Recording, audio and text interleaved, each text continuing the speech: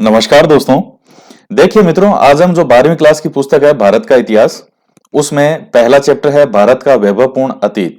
इसका fourth part जो है वो आज पढ़ने वाले हैं।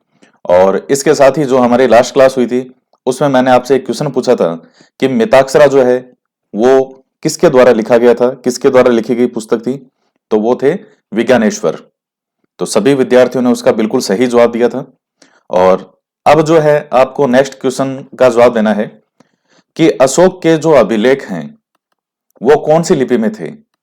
अशोक के अभिलेख कौन सी लिपि में थे, ये आपको कमेंट करके बताना है। और आपके एग्जाम के पॉइंट ऑफ व्यू से ऐसे क्वेश्चन बहुत महत्वपूर्ण है ये। तो अशोक के अभिलेख हैं वो कौन सी लिपि में थे, ये कमेंट करके बताइएगा आप। तो आज हम आगे पढ़ते हैं। और इसके साथ ही ये तो आपको ध्यान में होगा कि जो रीट एसएसटी के यूनिट वाइज टेस्ट पेपर जो चल रहे हैं पेपर, तो उसमें 20 दिसंबर को ये तीसरी यूनिट का पेपर है। इसके 2 पेपर होंगे। तो बहुत महत्वपूर्ण यूनिट है, इसमें फैक्ट बहुत ज्यादा है।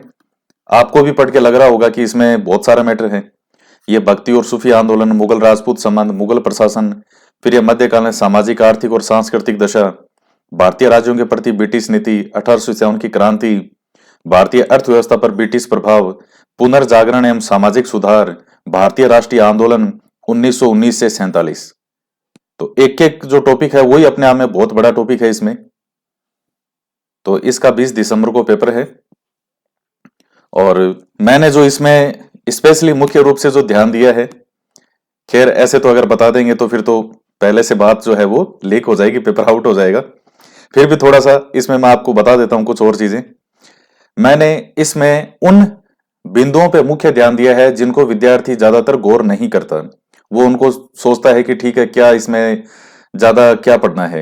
यानी जैसे मैं बात करूं मुगल प्रशासन, ये सबको मुश्किल लगता है, ज्यादातर स्टूडेंट इसको थोड़ा इग्नोर करते हैं। वो 1857 की क्रांति सैकड़ों बार आपने पढ़ा है। तो मैंने ऐसे पॉइंट को इसमें काफी ऐसे पॉइंट लिए हैं आपके क्वेश्चन में जो ज्यादातर विद्यार्थी जिनको ध्यान नहीं देता। हालांकि क्वेश्चन तो है ही, है सब में से ही है क्वेश्चन, लेकिन स्पेशली उन बिंदुओं को मैंने ध्यान में दिलाया है ताकि आपके ध्यान में रहे कि ये पॉइंट कितने महत्वपूर्ण है। और महत्वपूर्ण तो वैसे सारा ही है, लेकिन कुछ स्पेशल पॉइंट हो गए। तो इस प्रकार से तो 20 दिसंबर को है इस तीसरी यूनिट का पेपर। तो आज हम आगे पढ़ते हैं सिक्के और मुद्राओं से। प्राचीन भारतीय इतिहास की जानकारी में सिक्कों, मुद्राओं व मोहरों का भी महत्वपूर्ण योगदान रहा है। इनसे शासकों के नाम, तिथियां, चित्र, वंश परंपरा, धर्म, गौरवपूर्ण कार्यों, कला, शासक की रुचि आदि की जानकारी मिलती है। गुप्तकालीन सिक्कों से हमें महत्वपूर्ण सूचनाएं मिलती है। समुद्रगुप्त के वीणा वादक व व्याघ्र निहंता सिक्के उसकी संगीत के प्रति रुचि व शौर्य को प्रदर्शित करते हैं। अब ये समुद्रगुप्त का जो वीणा वाला है, ये क्वेश्चन कई बार पूछ रखा है कि वीणा बजाते हुए सिक्के पर जो चित्र है वो किस गुप्त शासक का आता है। तो कौन है? समुद्रगुप्त। यानी इससे यह भी मतलब है कि समुद्रगुप्त जो है उसको वीणा बजाने का शौक था, वीणा बजाना आता भी था, तो इसीलिए वो वीणा बजाते हुए का चित्र है। और उनकी जो आर्ट कल्चर इनमें भी क्या थी? विशेष रुचि थी। तो ये चित्र है, ये सिक्के पर नहपान का चित्र और समुद्रगुप्त का वीणाधारी सिक्का। इसी प्रकार नेक्स्ट पॉइंट है, ये वाले हो गए दोनों। इसी प्रकार कुमारगुप्त के कार्तिकेय प्रकार के सिक्के उसके सेव अनुयायी होने की पुष्टि करते हैं। सिक्कों से शासक के राज्य विस्तार, उनके आर्थिक स्तर, धार्मिक विश्वास, कला, विदेशी व्यापार आदि की जानकारी मिलती है। इसमें देखिएगा आप, जैसे क्वेश्चन आपके कई इसमें बनते हैं कि जो गुप्त शासक थे वो मुख्य रूप से किसको मानने वाले थे? तो वो वैष्णव को मानने वाले थे, यानी मुख्य रूप से विष्णु भगवान को मानते थे वो। तो ये क्वेश्चन भी कई बार आता भी है कि गुप्त शासक हैं वो निम्नलिखित मुख्य रूप से किसकी पूजा करते थे या किनको मानते थे? तो फिर वो विष्णु को मानते थे। लेकिन कुमारगुप्त तो यहां सेव अनुयायी होने की पुष्टि करते हैं। अभी कितना महत्वपूर्ण पॉइंट है। मुख्य रूप से ओवरऑल जो सभी हैं वो किसको मानते हैं? विष्णु भगवान को। लेकिन यहां कुमारगुप्त का जो है इसके शैव अनुयायी होने की, यानी शैव माने शिव जी। तो यह आगे एक महत्वपूर्ण पॉइंट, अब अगर क्वेश्चन बनाने वाला वो यहां से इस पॉइंट को उठा सकता है। आपके जो रीट के पेपर जो मैं ले रहा हूं यूनिट वाइज, और उसमें जो दूसरी यूनिट आपकी मौर्य गुप्त वाली है, उसमें मैंने एक क्वेश्चन दिया भी था कि जो ये गुप्त शासक हैं ये मुख्य रूप से किसको मानने वाले थे। सिक्कों से शासकों के राज्य विस्तार, उनके आर्थिक स्तर, धार्मिक विश्वास, कला, विदेशी व्यापार आदि की जानकारी मिलती है। सबसे पहले प्राप्त होने वाले सिक्के चांदी और तांबे के हैं। इन पर केवल चित्र हैं। इन्हें पंचमारक या आहत सिक्के कहा जाता है। तो ये प्राचीन समय में चलने वाले जो सिक्के हैं उनको पंचमारक, मतलब 5 मार्क टाइप होते थे, 5 मार्क का, जैसे 5 इस तरह से मार्क होता था, या उनको आहत सिक्के कहते थे। मौर्यों के बाद हिंद यूनानी शासकों ने लेख युक्त मुद्रा प्रारंभ की, जिन पर कुछ जो साथ में कुछ लिखा होता भी था। कुषाणों के समय स्वर्ण व ताम्र सिक्के प्रचलन में आए। ये देखिए शासकों का सीक्वेंस तो आपको ध्यान में होगा, कौन से जो कालक्रम है कब आते हैं। ये तो मैंने पहले भी आपको कई बार जो रीट एसएसटी वाली किताबें पढ़ाई है उसमें ये सब मैंने आपको चीजें याद करवाई थी। जैसे ये मगध साम्राज्य है, तो वहां से कहां से हम अध्ययन करते हैं शासकों का। जैसे हर्यक वंश आता है, पहले यहां से पढ़ते हैं आप, शिशुनाग वंश, फिर नंद वंश, उसके बाद आएगा मौर्य वंश, फिर उसके बाद सुंग वंश आ जाएगा, कर्ण वंश और सातवाहन वंश, फिर उसके बाद शक आ जाएंगे, फिर आएंगे कुषाण। तो ये इनका सीक्वेंस है, इस प्रकार से आते हैं। और फिर बाद में आएंगे गुप्त काल वाले शासक, वो तीसरी शताब्दी के अंदर आएंगे। तो इनका थोड़ा सीक्वेंस आपको ध्यान में होना चाहिए। ये बेसिक सी चीजें हैं। ये 6ठी शताब्दी ईसा पूर्व के आसपास का समय है। अब ये यहां से, मतलब जो महात्मा बुद्ध वाला जो समय था, तो उनके समय की बातें हैं ये हर्यक वंश वाली। फिर ये आगे से आगे ये हैं। तो मौर्यों के बाद हिंद यूनानी शासकों ने लेख युक्त मुद्रा आरंभ की। कुषाणों के समय स्वर्ण और ताम्र सिक्के प्रचलन में आए। गुप्त काल में स्वर्ण व रजत मुद्रा चलन में थी।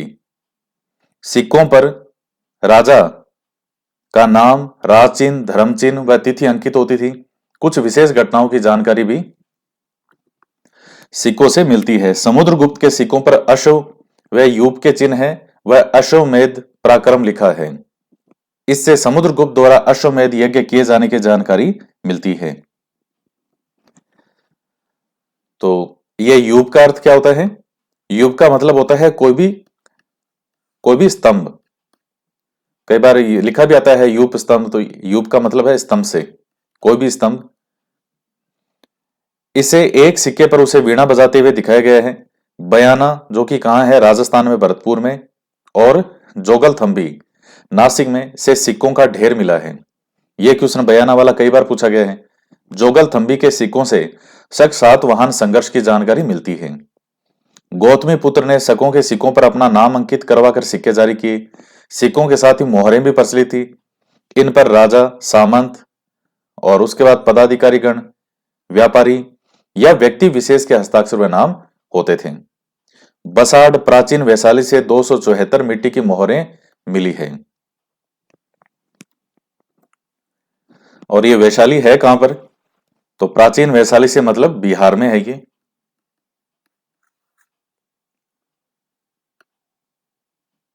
उसके बाद है सिक्कों से प्राप्त जानकारी क्या क्या मिलती है।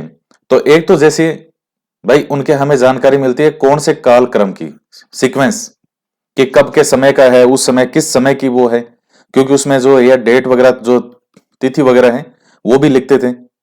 शुरू में नहीं लिखते थे, बाद में लिखने लग गए, तो हमें उस समय की जानकारी मिलती है कि किस समय के होंगे। ये धार्मिक विश्वास की जानकारी, कला पर प्रकाश, व्यापार आर्थिक स्तर की जानकारी, साम्राज्य की सीमाओं का ज्ञान, नवीन तथ्यों का उद्घाटन, शासक की रुचियों का ज्ञान। अब जैसे समुद्रगुप्त का आपने देखा वीणा बजाते हुए चित्र है, तो यह है कि हाँ, जो समुद्रगुप्त वीणा बजाते हुए चित्र अगर सिक्कों पर बनवाया है अपना, तो इसका मतलब आर्ट कल्चर जो है उसमें उसकी रुचि थी। तो ये इन चीजों के बारे में जानकारी मिलती है। इसमें महत्वपूर्ण जो आपके लिए पॉइंट है, 3-4 पॉइंट ही हैं, जैसे बयाना वाला हो गया, जोगल थंबी हो गया, या ये वाला हो गया, समुद्रगुप्त वाला है। ये 3-4 पॉइंट ही हैं जो आपके वैसे एग्जाम के दृष्टिकोण से महत्वपूर्ण है। बाकी तो ये एक समझ को विकसित करने के लिए पॉइंट हैं ये सारे। नेक्स्ट आता है स्मारक और भवन। तो पुरातात्विक स्रोतों के अंतर्गत भूमि पर और भूगर्भ में स्थित सभी अवशेष, स्तूप, चैत्य, विहार, मठ, मंदिर, राजप्रसाद, दुर्ग व भवन सम्मिलित हैं। ये चैत्य और विहार वाला कई बार परीक्षाओं में आता है और अक्सर इसमें विद्यार्थी गलत भी कर देता है। वो चैत्य का अर्थ विहार में कर देगा, विहार का इधर कर देगा। ये बौद्ध भिक्षुओं के जो रहने के स्थान थे, तो विहार जो है, विहार का मतलब ही रहना, निवास जो रहने के थे, और ये क्या थे, चैत्य, ये थे उनके पूजा स्थल। इससे उस समय की कला, संस्कृति व राजनीतिक जीवन की जानकारी मिलती है। मोहनजोदड़ो व हड़प्पा के अवशेषों से हमें वहां की सभ्यता व संस्कृति की जानकारी मिलती है। देवगढ़, अब जैसे मोहनजोदड़ो, देखिए नाम तो वैसे इसका ऐसे होता है मोहनजो, सही नाम तो इसका ऐसे होता है मोहनजोदड़ो, मोहनजोदड़ो, लेकिन वो बोलने में अब सभी बोलने लगे मोहनजोदड़ो, मोहनजोदड़ो, है नाम मोहनजोदड़ो। तो मोहनजोदड़ो व हड़प्पा के अवशेषों से हमें वहां की सभ्यता और संस्कृति की जानकारी मिलती है। अभी आएगा इसमें, जो आपके नेक्स्ट वीडियो में किसने इसमें आ जाएगा, है ये। देवगढ़ व भित्री गांव मंदिर से गुप्तकालीन धार्मिक और सांस्कृतिक अवस्था की जानकारी मिलती है। तो रीट के एग्जाम में जो आपके गुप्तकालीन कला, संस्कृति सब है, और आपको क्वेश्चन मैंने दिए भी हैं, जो एसएसटी यूनिट वाइज पेपर चल रहे हैं उसमें कई पॉइंट हैं, मंदिरों से निर्माण या कोई और भी चीजें हैं। यह प्रश्न पूछा जा सकता है कि देवगढ़ व भित्रीगांव मंदिर से किन शासकों के बारे में हमें जानकारी मिलती है, तो गुप्तकालीन शासकों के बारे में।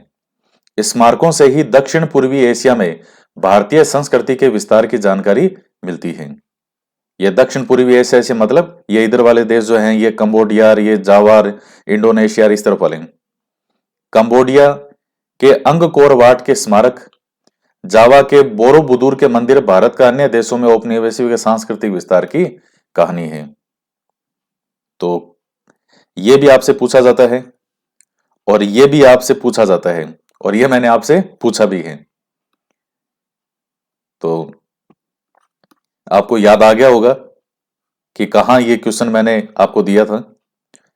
तो जावा के बोरोबुदुर के मंदिर, अभी कितना इंपॉर्टेंट है, वेरी वेरी मोस्ट के अंदर है ये वाला नाम, और कंबोडिया का अंकोर वाट।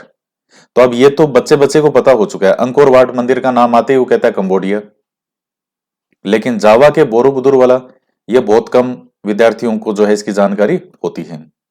कुछ क्वेश्चन बार बार आते हैं तो जबान पे हो जाते हैं, टिप्स पे हो जाते हैं, तो ये ध्यान में रखिएगा। और ये वाला इस बार आपके आ भी सकता है एग्जाम में, ऐसा मुझे लग रहा है कि ये वाला पॉइंट आपसे पूछ सकता है इस बार। कहां पूछेगा, आपके जो पॉइंट आपके सिलेबस में आता है वृहत्तर भारत, जो सेकंड यूनिट है रीट एसएसटी की, उसमें एक टॉपिक का नाम है वृहत्तर भारत। नेक्स्ट आता है मूर्तियां, शैल चित्रकला व अन्य कलाकृतियां। उत्खनन में अनेक स्थानों से विभिन्न मूर्तियां, टेराकोटा की कलाकृतियां प्राप्त हुई है, जो हमें उस समय के धार्मिक, सामाजिक व सांस्कृतिक जीवन की जानकारी देती है। इसके अलावा चित्रकला मानव जीवन को प्रामाणिक रूप से अभिव्यक्त करने का मुख्य साधन है। तो देखिए पेंटिंग वगैरह जो होता है वो हर व्यक्ति के अंदर एक कला होती है, एक आर्ट होती है। पेंटिंग आपने भी अपनी जो बुक वगैरह है, नोटबुक या जिस कॉपी का जो है फेयर कॉपी अगर आपकी नहीं है, वो रफ कॉपी है, तो कहीं ना कहीं बैठे बैठे आप उस पर बना देते होंगे। यूं मैं भी बैठे बैठे कभी ऐसे बना दिया, ये लो, ये बना दिया, इसके ऐसे मूंछ बना दी, ये ऐसे ऐसे। हालांकि मेरी पेंटिंग बहुत बुरी है, लेकिन ये कला होती है। इसमें अब जैसे गाना गाना, तो ऐसा थोड़ी कि जिसकी आवाज अच्छी है तो वही गाना गा सकता है। भाई गाना इस दुनिया में हर आदमी गाना तो गाता ही है, चाहे वो अकेला बैठा हो तो विशेष रूप से गाना गाता ही है कई बार। तो यह क्या होती है, कला होती है। तो वैसे ही ये जो मूर्ति कला है, यहाँ पे शैल चित्र कला, जो पत्थर वगैरह है उन पे चित्र बनाए जाते हैं, तो ये अलग अलग प्रकार की होती है, मिट्टी की होती है, जो पत्थर वगैरह पे बनाई जाती है। इसके अलावा चित्रकला मानव जीवन को प्रामाणिक रूप से अभिव्यक्त करने का मुख्य साधन है।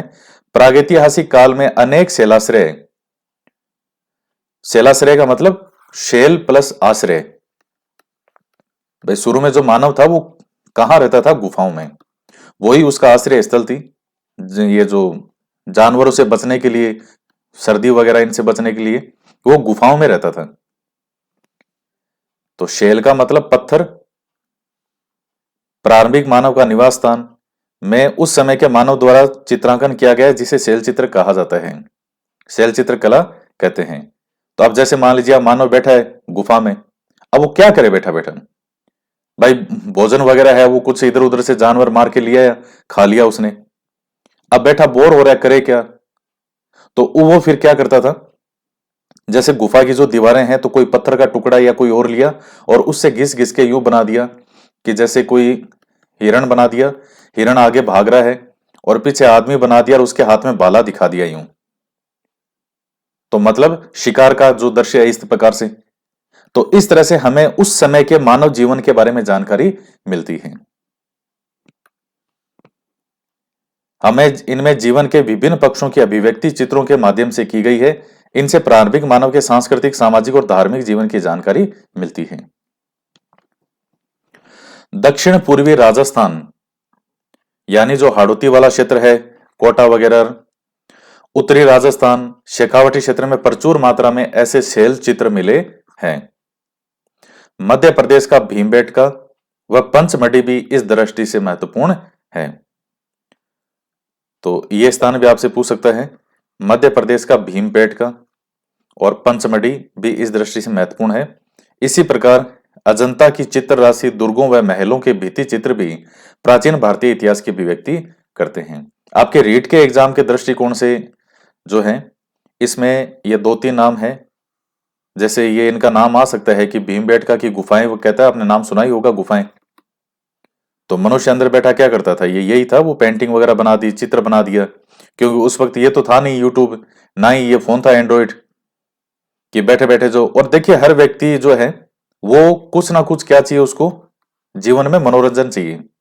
जब एंड्रॉइड फोन नहीं था आपके पास में, हमारे पास में, तो उस वक्त व्यक्ति जो अच्छा समय निकालने का प्रयास करता था, कहीं घूमने चला गया, दोस्तों से बातें कर ली, ये उस समय के मनोरंजन के साधन होते थे कि भाई आपसे बातें कर ली, बैठ गए थोड़ी देर, हंसी मजाक कर लिया। एंड्रॉइड फोन आ गया तो व्यक्ति का जो अब समय किस पे बीतने लग गया? एंड्रॉइड फोन पे। अब उसके मनोरंजन का साधन क्या हो गया? फोन हो गया। तो मनोरंजन के साधन भी जो हैं वो उस वक्त साधनों पर डिपेंड करते हैं कि हमारे आसपास क्या सुविधाएं हैं। शिकार की लड़ाई, ये जैसे पहले जो ये खेल होते थे, शिकार के लिए खेल खेले जाते थे, या जैसे 2 मुर्गे हैं तो उनकी आपस में जो है वो लड़ाई कराई जाती थी, ऐसे खेल होते थे। तो इस तरह की चीजें होती थी। मनोरंजन के समय समय पे अलग अलग साधन रहे हैं। आप चाहे सिंधु घाटी सभ्यता में भी देख लीजिए, वहां भी आपको मनोरंजन के साधन बहुत मिल जाएंगे। तो ये जो है अजंता वाला। नेक्स्ट है वैभवशाली भारत की उपलब्धियां। तो वो पुरातात्विक सोर्स में हमने देखा, साहित्यिक सोर्स और पुरातात्विक सोर्स, तो वो कौन कौन से हो सकते हैं और हमें किन किन चीजों से, किन किन के बारे में जानकारी मिलती है। भारतीय सभ्यता और संस्कृति, धर्म, समाज, कला, साहित्य व विज्ञान प्रारंभ से ही उत्कृष्ट रहे हैं।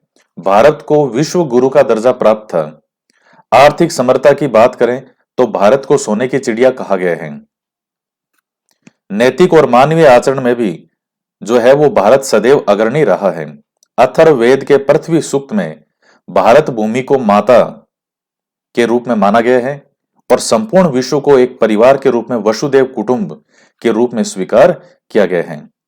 संपूर्ण मानव के कल्याण, सर्वे भवन्तु सुखिनः सर्वे सन्तु निरामया की कामना करने वाली हमारी संस्कृति ने एक आदर्श प्रस्तुत किया है। ऐसे कई उदाहरण हैं जिनसे प्रकट होता है कि हमारा अतीत अत्यधिक वैभवशाली रहा है। भारत की इन उपलब्धियों का बिंदुवार विवरण निम्नानुसार है। तो इसमें बहुत सी बातें हैं।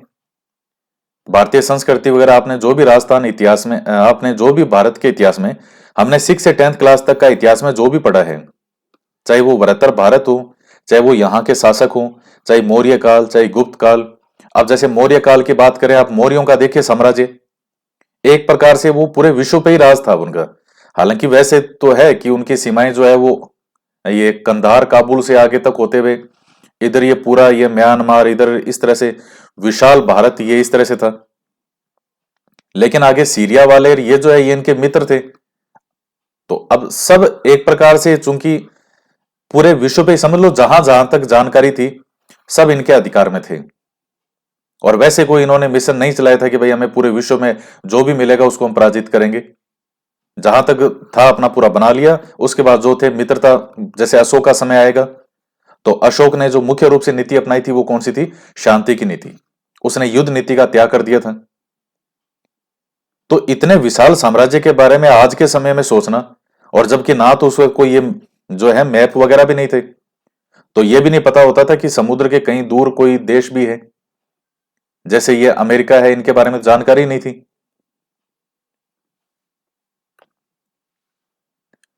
तो भारत की इन उपलब्धियों का बिंदुवार विवरण निम्नानुसार है। भारतीय संस्कृति का विश्व में संचार। जैसे मैं आपको उदाहरण के तौर पर बता रहा हूं, आप जानते हैं कि 16वीं शताब्दी के अंदर जो है ईस्ट इंडिया कंपनी जो है वो भारत में एंट्री के लिए प्रयास करती है। और 10-15 साल के अंदर 16वीं शताब्दी के शुरू में, मतलब जो 17वीं शताब्दी है, तो उसके शुरू में, 16वीं शताब्दी क्या 17वीं शताब्दी के शुरू में, तो 1600 ईस्वी के बाद आने वाले 10-15 सालों में इन्होंने धीरे धीरे 1615 तक आते आते भारत में एंट्री कर ली। जिस समय तक ईस्ट इंडिया कंपनी भारत आती है, अच्छा एक चीज है कि ईस्ट इंडिया कंपनी ब्रिटेन के मजबूत होने का, बाकी के जो राज्य हैं उनको भी हराने का, उसके साथ के जो देश थे उनको भी उसने पराजित करके लास्ट में केवल भारत में एक ही शक्ति बची, मुख्य रूप से वो थे ब्रिटेन वाले। तो उसका रीजन क्या था? उनकी जो नौसेना शक्ति थी, उनके जहाज। और जिस समय ब्रिटेन वाले भारत आते हैं, भारत के पास में उनसे कहीं अधिक मजबूत जहाज थे यहां, और मुख्य रूप से उनका प्रयोग होता था व्यापार के लिए। हल्के जहाज और मजबूत जहाज, ये क्वालिटी इनके पास नहीं थी अंग्रेजों के पास। तो भारत तो 17वीं शताब्दी तक भी बहुत आगे था इन सब कंट्री से। ये ब्रिटेन वाले ये जितने भी हैं बहुत आगे था। वो तो अगले उन्होंने 100-150 सालों के अंदर अंदर भारत की दशा दिशा दोनों ही बदल दी। संचार। प्राचीन काल में जिस संस्कृति ने अपना संपूर्ण विश्व में संचार किया वह है भारतीय संस्कृति, और यह संचार सैनिक आक्रमण नहीं अपितु सांस्कृतिक विनिमय के स्वरूप का था। भारत का इतिहास और संस्कृति अपने प्रारंभिक काल से ही गौरवमयी रही है। उत्खनन और पुरातात्विक अवशेषों के आधार पर भी हमें भारतीय संस्कृति का विश्व स्वरूप दिखाई देता है। चीन की दीवार के उत्तरी दरवाजे पर संस्कृत भाषा में आज भी उल्लेख है, यक्षों के द्वारा परमेश्वर हमारी रक्षा करें। चीन की दीवार के उत्तरी दरवाजे पर संस्कृत भाषा में आज भी लिखा हुआ है। तो आप देख सकते हैं कि भारतीय संस्कृति का प्रचार प्रसार जो है वो कहां कहां तक था। भारतीय संस्कृति और भारतीय इतिहास की श्रेष्ठता का उल्लेख भारतीय ग्रंथों में ही नहीं है अपितु पश्चिमी इतिहासकार और विद्वानों ने भी भारतीय संस्कृति की श्रेष्ठता के उद्गार प्रकट किए हैं। इतिहासकार मयूर ने लिखा है, भारत के प्राकृतिक सौंदर्य की भव्यता, विविधता और वनस्पतियों के उत्पादन की समूची दुनिया में बराबरी नहीं। हालांकि कोटेशन आपसे नहीं पूछेगा, लेकिन ये वाला जो आप टॉपिक है ये आपके इसमें वृहत्तर भारत में आता है। ये तो मयूर ने ये लिखा है। सर वाल्टर रेले ने लिखा है कि प्रथम मानव प्राणी का निर्माण भारत खंड में हुआ। कर्नल अलकाट ने मानव संस्कृति का उद्गम स्थल भारतवर्ष को माना। जब फ्रांसीसी दार्शनिक वाल्टेर को ऋग्वेद की एक प्रति भेंट की गई तब उनके उद्गार थे, यह देन इतनी अमूल्य है कि पाश्चात्य राष्ट्र सदैव पूर्व के प्रति ऋणी रहेंगे। मैक्स मुलर ने लिखा कि यदि कोई मुझसे पूछे कि मानवीय अंतःकरण और बुद्धि की परिपूर्णता व शक्ति किस देश में अधिक चरम सीमा तक पहुंची तो संसार के गूढ़तम रहस्यों का विश्लेषण किस देश में किया हुआ है। प्लेटो, कैंट आदि के दर्शन के अध्ययन के बाद भी अध्ययन योग्य विषय किस देश में सुलझाए गए हैं, तो मैं त्रिवार उत्तर दूंगा, हिंदुस्तान में। तो ये कुछ महत्वपूर्ण बातें। अब आपसे एग्जाम में कोई इनमें से ऐसे नहीं पूछेगा, हालांकि पूछने को तो पूछ भी ले, नाम लेके ये जो पूरी जो लाइन देख करके पूछे कि किसने कही है, सामान्यतः नहीं पूछता। आप इनको पढ़ो और बस इसमें आगे चलते रहो। तो मैक्स मुलर के अनुसार पेरू देश दक्षिण अमेरिका अपने आप को सूर्यवंशी मानते हैं। भाई जो ये महाद्वीप है दक्षिणी अमेरिका, तो वहां का जो पेरू कंट्री है वो अपने आप को सूर्यवंशी मानते हैं। तो कहीं ना कहीं लिंक जोड़ रहे हैं भारत से। विजयदशमी पर राम शीतोत्सव व बाद में राम जन्मोत्सव आज भी मनाते हैं वो। तो कहां कहां नहीं, इस प्रकार हम कह सकते हैं कि प्राचीन भारत काल से ही वैभवशाली और समृद्ध रहा है। अग्नि पुराण में भारत को जम्बू द्वीप कहा गया है। यह प्रश्न कई बार पूछ लिया जाता है। जम्बू द्वीप किसे कहा गया है? तो भारत को। कहां? अग्नि पुराण। समुद्री पार के भारतीय प्रदेशों को द्वीपांतर कहा जाता था। कितना अच्छा पॉइंट है, ये इंपॉर्टेंट है। द्वीपांतर किसे कहते थे? तो ये आ सकता है। इनमें नवद्वीप यानी 9 द्वीप थे। सांस्कृतिक भारत के वर्तमान जावा, सुमात्रा, मलाया, कंबुज, श्याम, चंपा, ब्रह्मा, लंका आदि सम्मिलित थे। यूरोपीय विद्वान सिल्वेन लेवी ने भारतीय द्वीप समूह शब्द का प्रयोग किया है। देखिए आपकी जो दरअसल 6 से 10th की जो किताबें हैं आरबीएससी की, उसमें आपके वृहत्तर भारत जो है वो टॉपिक बार बार आया है और इतना अच्छा कर रखा है कि आपको वो कंप्लीट है आपके लिए। आप वो किताबें भी कर लो कंप्लीट, तो भी आपकी जो है हिस्ट्री बहुत शानदार तैयार हो जाएगी। और मैं अभी भी आपको कह रहा हूं 6 से 10th की जो आरबीएससी की किताबें हैं जो मैंने आपको पढ़ाई है यूट्यूब पे, वो 80% तक पेपर जो है आपको उनमें से मिल जाएगा आपके एग्जाम में। तो आप उनको बार बार पढ़ते रहिएगा। यूरोपीय विद्वान सिल्वेन लेवी ने भारतीय द्वीप समूह शब्द का प्रयोग किया है। अरबी भूगोलवेता मसूदी ने भी लिखा है कि प्राचीन काल में भारत भूमि और समुद्र दोनों पर फैला हुआ था। उसकी सीमा जाबाग यानी सुमात्रा जावा तक फैली हुई थी। अब ये जाबाग के अंदर सुमात्रा जावा दोनों शामिल कर लिए इसने, जाबाग। तो ये एक नई टर्म मिल गई आपको, तो ये ध्यान में रखिए। इस प्रकार उस समय के सांस्कृतिक भारत की सीमाएं अफगानिस्तान से लेकर संपूर्ण जो संपूर्ण दक्षिणी पूर्वी एशिया में फैली हुई थी।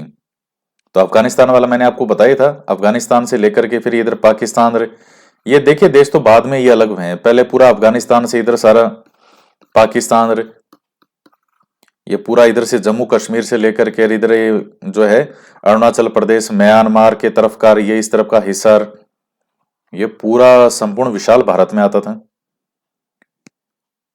शक्तिशाली जलियानों में बैठकर भारत, जो भारतीय हैं वो ब्रह्मदेश, शाम, Indonesia, Malaysia, Australia, Borneo, Philippines, Japan व कोरिया तक पहुंचे और वहीं अपना राजनीतिक और सांस्कृतिक साम्राज्य स्थापित किया। तो 6 से 10th की किताबें में हमने देखा ही था कि वृहत्तर भारत के अंदर कितने यहाँ के राजा हैं, इन्हीं के ही वंशज, जैसे ये जो हमने कई देखे, कंबोडिया, थाईलैंड, ये कई कंट्रीज जो इधर वाले हैं, तो मलेशिया, तो भले ही वो आज मुस्लिम कंट्री हो, वो शासक यहीं से गए थे, इन्हीं के ही वंशज। और आज भी देखे जैसे इंडोनेशिया वगैरह ये कंट्री है, भले ही मुस्लिम कंट्री हो, आज भी उनके वहां जो रामायण है इसका मंचन होता है। रामायण से मतलब रामलीला, मैंने पहले भी चर्चा की है आपको इसके बारे में। क्योंकि वो कहते हैं कि क्यों भाई, क्या राम हमारे कौन थे? राम हमारे पूर्वज थे। तो वो तो भविष्य में भले ही वो धर्म कोई भी उन्होंने मान लिया, आज कोई भी, जैसे मान लीजिए मैं कोई धर्म दूसरा अपना लूं, तो मेरी 3-4 पीढ़ियों बाद मेरे ये होने लग जाएगा, ठीक है मेरा ये धर्म ये है, लेकिन वो कोई उतना महत्वपूर्ण नहीं होता। व्यक्ति अपनी जो जड़ें हैं वो उसकी बहुत लंबे समय तक, वर्षों वर्षों तक रहती है, हजारों सालों तक रहती है। जैसे इन कंट्रीज में, ये जो कंट्रीज हैं आज भी इनमें वही भारत वाली जो कल्चर है, काफी हद तक वही कल्चर आपको वहां मिल जाएगी। तो उस समय भी देखिए भारत के जलियान कितने शक्तिशाली जलियान। उस समय ब्रिटेन वालों को यह नहीं पता होता था कि कपड़े क्या होते हैं, ऐसे ही घूमते थे ये जैसे आदिवासियों की तरह। और उस समय तक भारत जो है वो पूरे विश्व के साथ में, इधर जो ये कंट्रीज जो है इस तरफ, जहां वृहत्तर भारत में हम ये पढ़ते हैं, दक्षिण पूर्व वाले इस तरफ वाले कंट्रीज, भारत इनके साथ व्यापार करता था उस समय, इनमें जलियानों में बैठ के। कैसे उन्होंने वो सिस्टम बनाया होगा, जलियान सीधा। वह आज आप मैप में देखते हैं कि कितना दूर से गए, इतना दूर हजारों किलोमीटर जहाज कैसे चले होंगे, कैसे उन्होंने मैप से डिसाइड किया क्या बनाया होगा। तो बहुत आगे तक भारत था। ये सोने की चिड़िया ये कहते हैं, ये ऐसे ही नहीं कहते। तो राजनीतिक सांस्कृतिक साम्राज्य स्थापित किया। प्रशांत महासागर के द्वीपों से ऐसे ही अन्य नाविक और पर्यटक मध्य अमेरिका के मैक्सिको, होंडुरास, दक्षिण अमेरिका, पेरू, बोलिविया, चिली के विभिन्न स्थानों पर पहुंचे और वहां पर अपने निवास स्थान बनाए। तो ये जो हैं ये आपके मेन मेन जो इसमें बिंदु हैं, और बड़ा ही अच्छा चैप्टर है। तो अच्छा है कि आपको कुछ एक्स्ट्रा चीजें इसमें मिलेगी। काफी सारी चीजें ऐसी है जो आपने ऑलरेडी 6 से 10th में पढ़ ली है। अब कुछ कुछ इसमें पॉइंट ऐसे होंगे जो एक्स्ट्रा, एक एक दो दो नाम आपको एक्स्ट्रा मिलेगा, तो उनको देख लो एक बार पढ़ने में। कोई पॉइंट नया मिले तो उसको ध्यान में रख लो, अच्छा ये वाला पॉइंट एक नया मिल गया, अच्छा ये आ गया, या ये वाला कोई पॉइंट नया मिला तो उसको ऐड कर लो अपने साथ में। बस आपको करना यह है कि इन किताबों को बार बार पढ़ना है, बार बार पढ़ना है।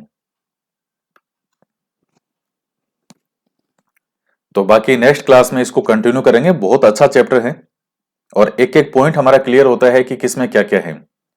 और जब एग्जाम में आपके क्वेश्चन आता है तो आपको वो लाइन याद आएगी। देखिए ये भी जो चीज है ये भी एक प्रकार का क्या है, एक प्रकार का डायग्राम ही है।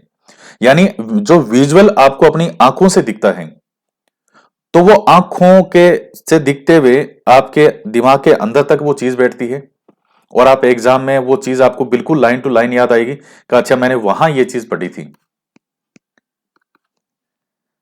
तो ये चीजें हैं। तो इस क्लास में हम इतना ही पढ़ेंगे, बाकी इसको आगे जो है वो नेक्स्ट क्लास में कंटिन्यू करेंगे।